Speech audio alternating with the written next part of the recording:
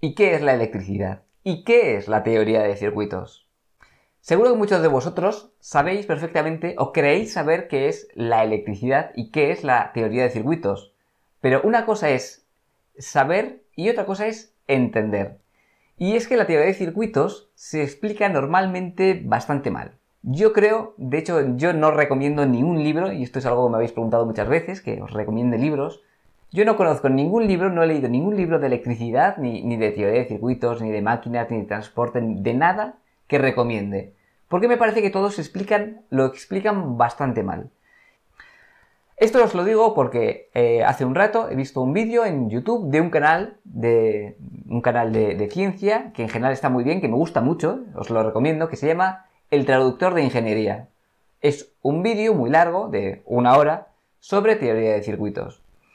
Este canal normalmente me gusta mucho porque enseña siempre desde el punto de vista de comprender, no aprender, sino comprender. Incide mucho en esto, en que hay que comprender el porqué de las cosas. Sin embargo, este vídeo, como vais a ver, tengo apuntado unos cuantos puntos que quiero que veamos juntos. Tiene algunas cosas que, en mi opinión, no ayudan para nada a entender la electricidad y la teoría de circuitos. Es verdad que mis vídeos, todos los tutoriales que tengo sobre electricidad, dificultan un poco al principio. No son vídeos fáciles de entender y lo hago sabiendo lo que hago.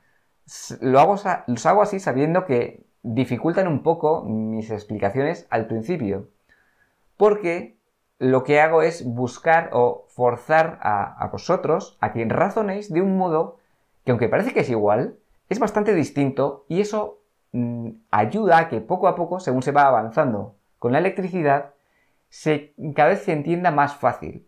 Según vamos aprendiendo y llevando cosas más difíciles, en realidad, aunque suena paradójico, se vuelve todo más sencillo, porque todo empieza a encajar. Mientras que con la manera tradicional de enseñar, que es la que, en cierto modo, es la que utiliza el traductor de ingeniería, las cosas se complican. Pero no me enrollo más y mejor vamos a ver un ejemplo. Os voy a poner trocitos del vídeo para que los veáis y luego yo os los comento. También os voy a dejar enlace en la descripción para que veáis el vídeo original. Como digo, es bastante largo, dura casi 1 hora, pero está muy bien, os lo recomiendo. La verdad que es un vídeo muy bien explicado y se entiende muy bien porque Damián explica muy bien. Pero, como digo, tiene sus cositas. Vamos a ver, os pongo. Voy a poner esto, que si no, no oigo. Entonces no vamos a hablar de electrones, estrictamente hablando, por ahora. Sino que vamos a hablar de corrientes, ¿sí? Y así, vamos a ir a cosas bien concretas. Primera pregunta, ¿qué es un circuito eléctrico? ¿Qué es un circuito eléctrico? Esto es un circuito eléctrico. Damián, ¿pero qué dibujaste? No, esto es un modelo gráfico para representar un circuito eléctrico. Esto que está acá, ¿sabes qué es? ¿O sabes qué puede representar? Esto. Una pila, gente. Una pila de toda la vida. Para empezar a entender, hay un montón de otro tipo de fuentes, ¿sí? Pero es una fuente de tensión. Lo que hace es impulsar a los electrones que están participando en el circuito. Ahora nos metemos con eso. ¿Y esto qué es? Un resistor.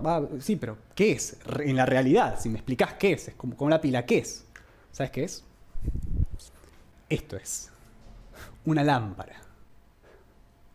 Para empezar a entender, una vez más, ¿hay otro tipo de carga? Sí, por supuesto, pero ¿podemos representar algún tipo de lámpara utilizando un resistor? Sí podemos. La lámpara tiene 2 contactos, no sé si alguna vez viste, seguramente sí. Esas 2 chapitas, uno es el botón y otro es la rosca, son 2 contactos. Y esto acá también tiene 2 contactos, ¿sí? Y la pila también tiene 2 contactos. Mirá, uno está ahí abajo y otro está acá. ¿Se entiende? Ahí se ve clarito.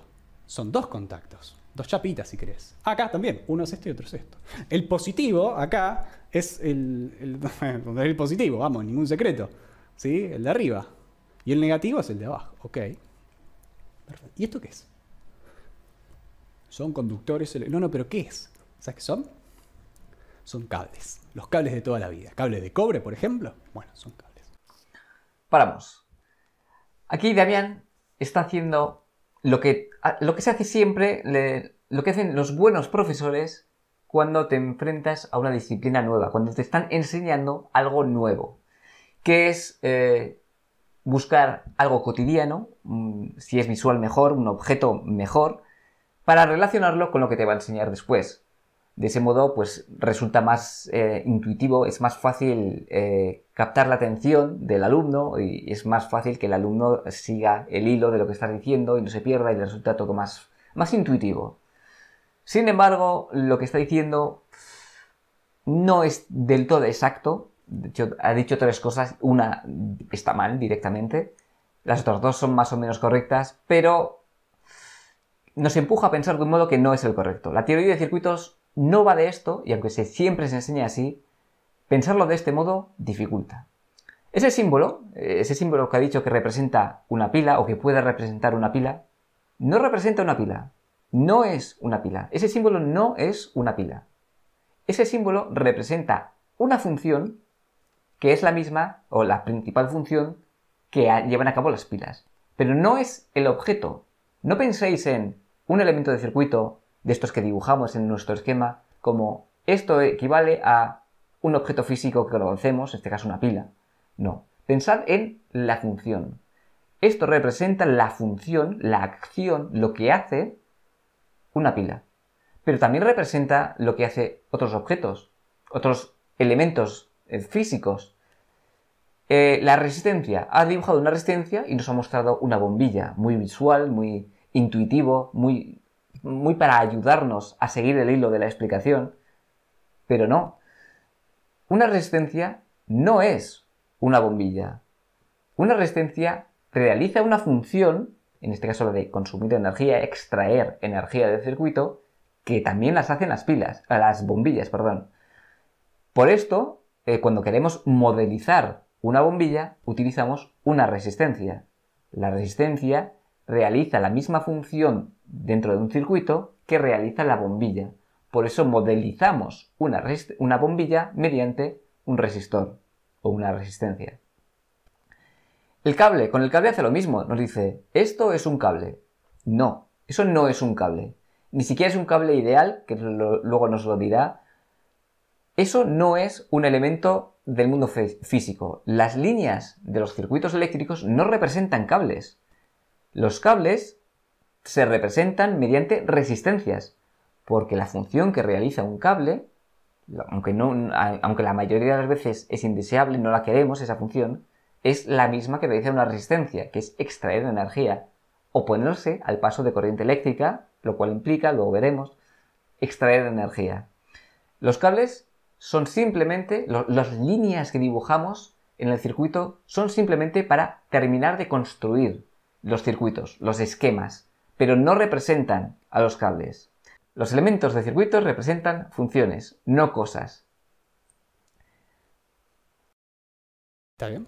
Yo te pregunto, si pensamos y usamos la cabeza, sin memorizarnos nada, si yo acá pongo una fuente grande, muy grande, hoy te dije, esa fuente es la que mueve los electrones, ¿sí o no? ¿Sí o no? Si esa fuerza que mueve los electrones es muy grande, ¿qué va a pasar con los electrones? ¿Se van a mover o no? Se van a mover mucho.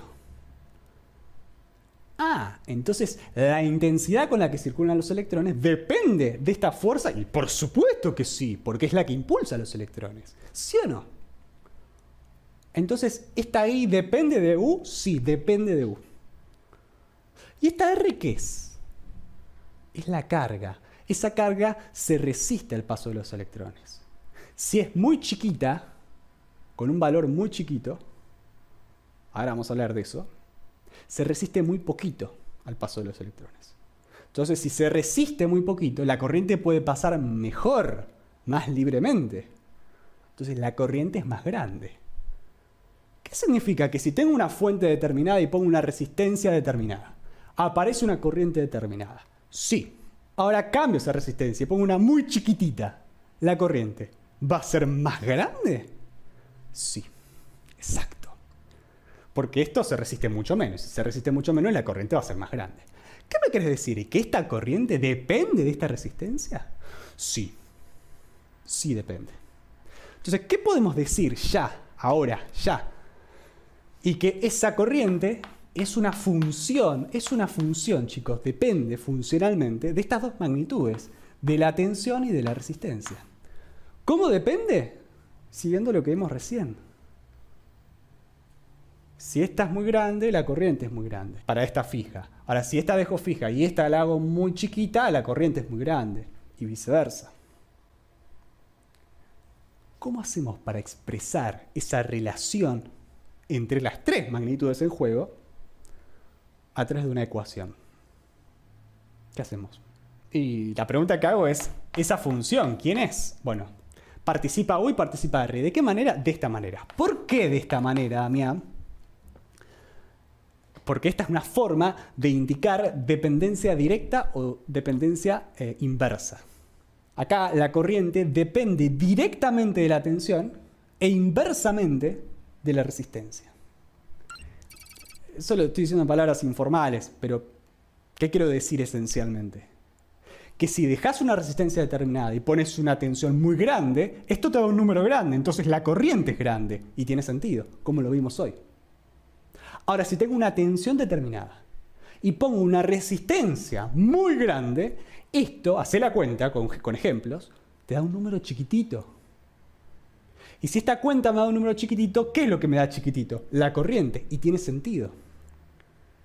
Siguiendo la lógica que vimos hoy. Entonces, aquí Damián nos está haciendo trampa. Está viendo, nos está mostrando la ley de Ohm desde una perspectiva, una única perspectiva, que es la perspectiva de las matemáticas. Mientras que yo, muchas veces lo habéis visto en otros vídeos del canal, lo que hago es explicar las cosas desde tres perspectivas. Desde la perspectiva de las matemáticas, desde la perspectiva de la física y desde la perspectiva de la ingeniería. Porque así tenemos una visión mucho más global y más realista. ¿Por qué digo que nos está haciendo trampa? Aquí también nos está diciendo que la intensidad de corriente es una consecuencia de la tensión. Y esto, desde un punto de vista matemático, es rigurosamente cierto.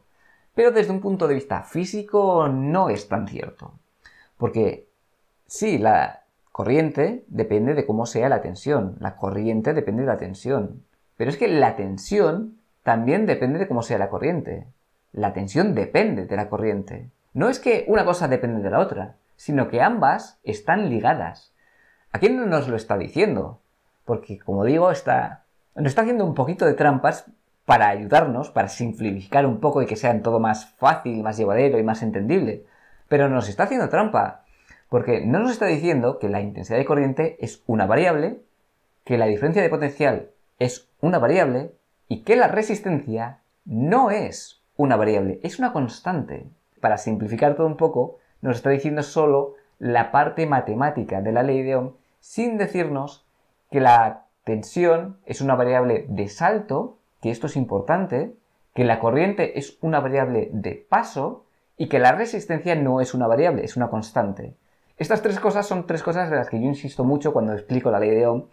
Seguro que lo habéis visto en mis vídeos, que yo hablo mucho de variables de paso y variables de salto, mientras que en prácticamente ningún libro y ningún profesor lo explica así. Lo de variables de paso y variables de salto lo suelen mencionar después, pero no lo utilizan para explicar la ley de Ohm, no lo utilizan para entender bien qué es la ley de Ohm. Si no explicas qué es una variable de paso y una variable de salto, la ley de Ohm no se entiende bien. Si no entendemos esto, luego todo se complica.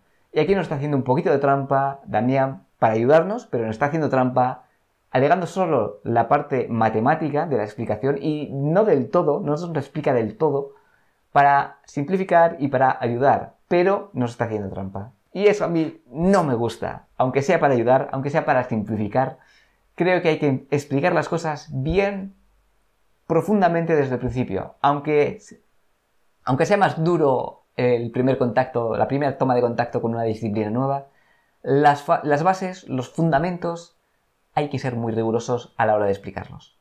Vamos con más cositas. A ver, ¿qué sigue? Esto tiene sentido. ¿Saben cómo se llama esto? Ley de Ohm. ¿Sí? Ley de Ohm. Relaciona la tensión, la resistencia y la corriente. Y cada una de esas magnitudes tienen una unidad La corriente se mide en amperes. Amperes, acá aparece amperes. La tensión se mide en volts. Y la resistencia se mide en ohms. Entonces, te armás un circuito. Tenés una tensión de 87 volts. Una resistencia de 10 ohms. ¿Puedo calcular la corriente? Sí. Hacé la cuenta. Ese número, que es la tensión, dividido ese número, que es la resistencia, y obtenés el valor de la corriente. Ay, profe, pero me dijeron que me tengo que memorizar el triangulito, donde dice U, I, R. ¿Qué? ¿Esto no es verdad?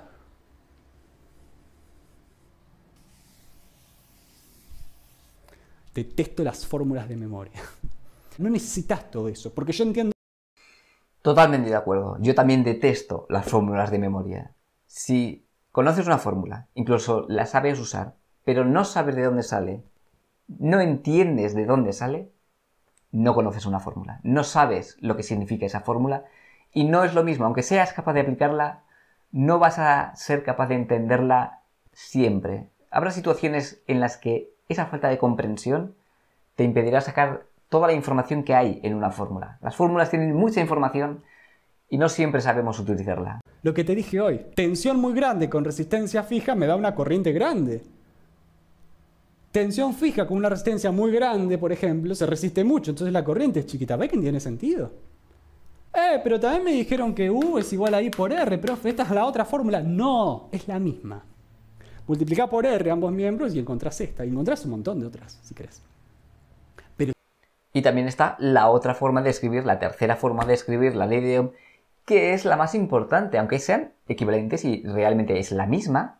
La otra forma de escribirlo nos ayuda a entenderla mejor. Es lo que os hablaba antes. Tensión dividido corriente es igual a resistencia. Es lo mismo, es la misma fórmula, tiene la misma información, pero nos ayuda a darnos cuenta, porque de hecho cuando hacemos la gráfica de la ley de Ohm siempre la representamos de este modo, tensión entre corriente, porque al graficar esas dos cosas, la tensión frente a la corriente, vemos que el resultado es una línea recta y eso es muy, muy importante. De hecho, cuando yo explico la ley de Ohm, si veis el vídeo que os voy a dejar por allá arriba sobre la ley de Ohm, doy muchísimas vueltas, lo enredo mucho y sé que lo enredo mucho. Pongo un ejemplo rarísimo. Los primeros minutos del vídeo me pongo a hablar de la previsión meteorológica.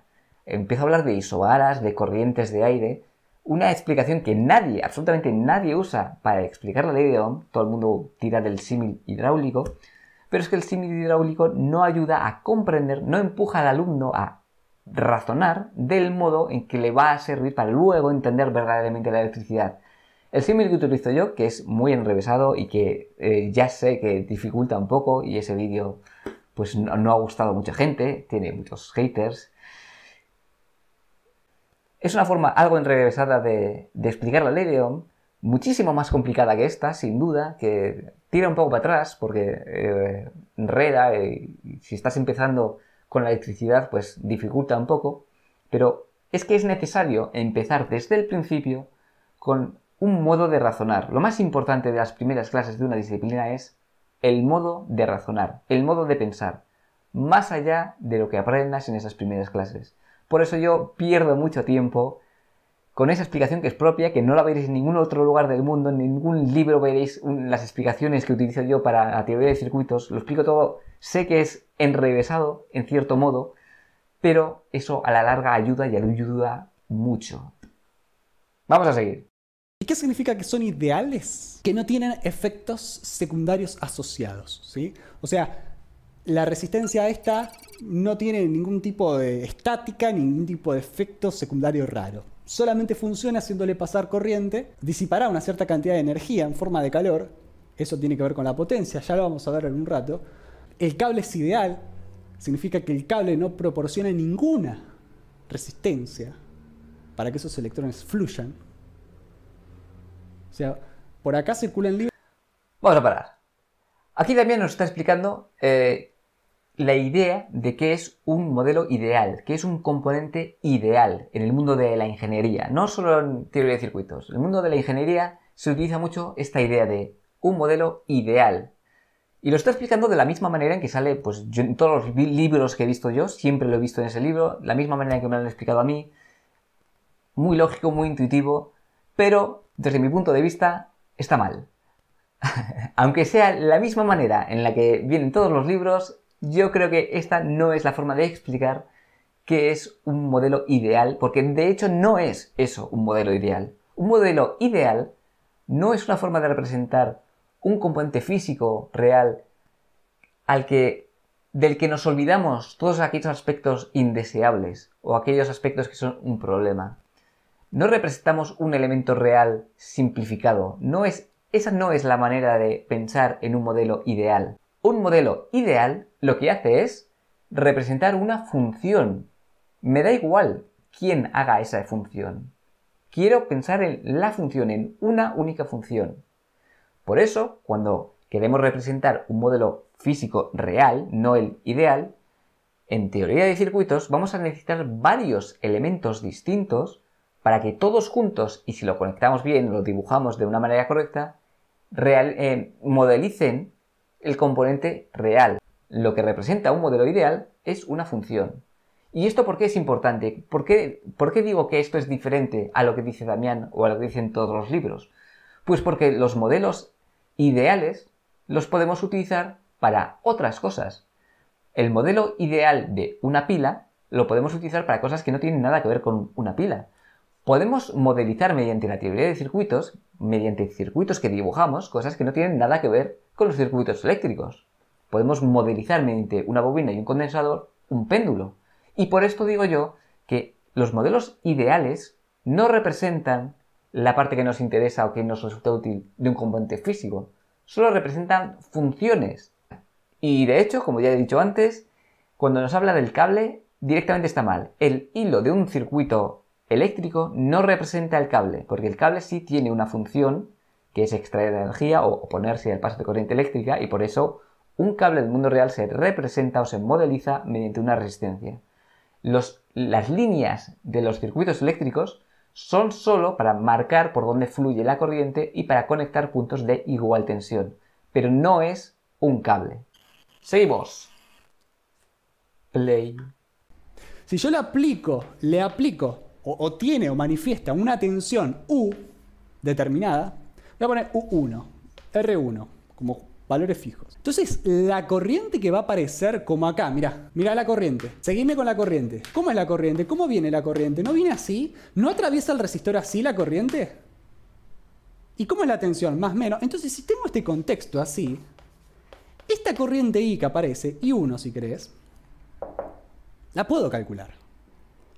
O sea, tengo un resistor que tiene una tensión U1 de un valor determinado.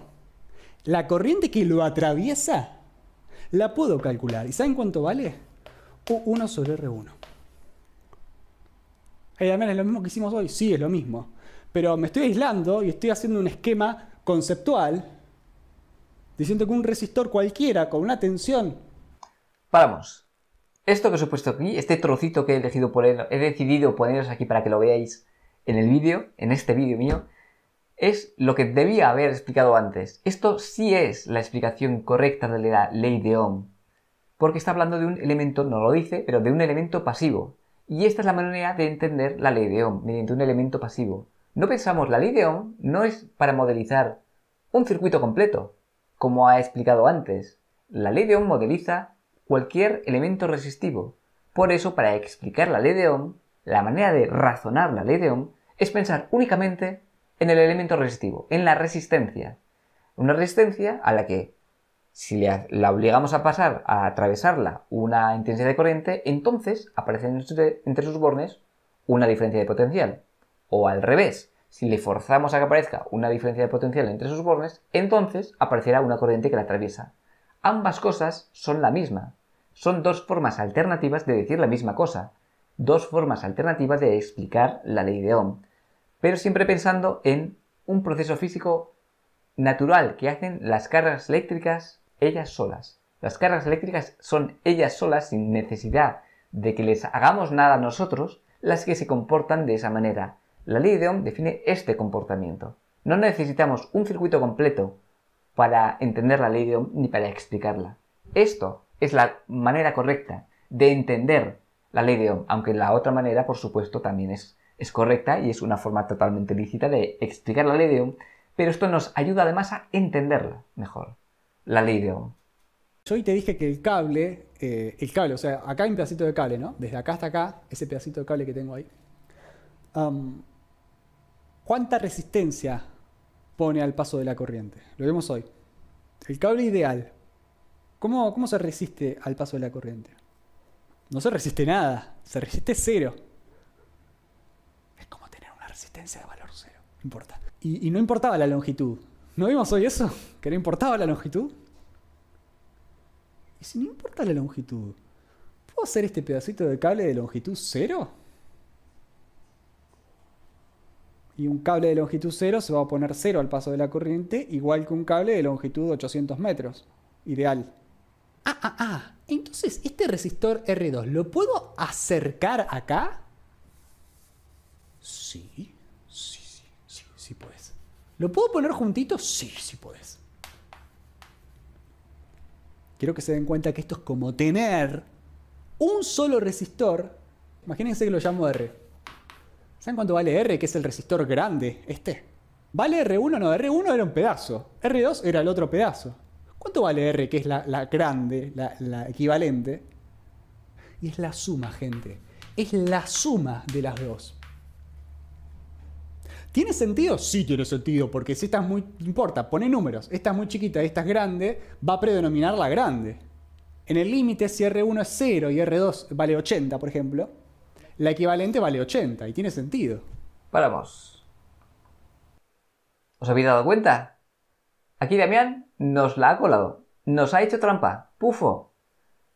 Fijaos, nos ha hecho creer que es obvio y que es lógico que la suma de dos resistencias, puestas en serie, se comporten como una sola de valor suma. Pero no hay ningún motivo, con lo que nos ha explicado, para que sea así. ¿Por qué tiene que ser exactamente la resistencia equivalente como la suma? ¿Por qué no la multiplicación? ¿Por qué no la división? ¿Por qué no una relación más complicada? Con lo que hemos visto aquí, con lo que nos está explicando hoy, no hay ningún motivo para que sea así. Efectivamente es así, por supuesto, no nos está engañando.